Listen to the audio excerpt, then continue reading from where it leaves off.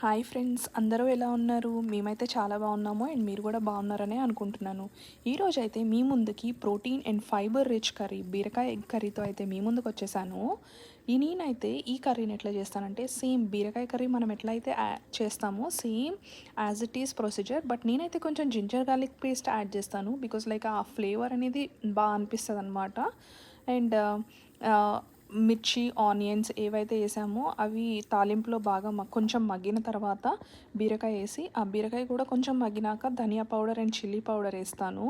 And కొంచెం సేపు బీరకాయని సూట్ చేసి అట్లనే ఉంచుతాను. అండ్ నేను ఎగ్ ఎట్లా కలుపుతానంటే బీరకాయ కర్రీ అనేది ఒక ఎడ్జ్కి తీసుకొచ్చి ఎగ్ని మధ్యలో వేస్తానన్నమాట. కర్రీ మొత్తంలో మిక్స్ చేయను బికాజ్ ఆ స్మెల్ అనేది బాగోదన్నమాట.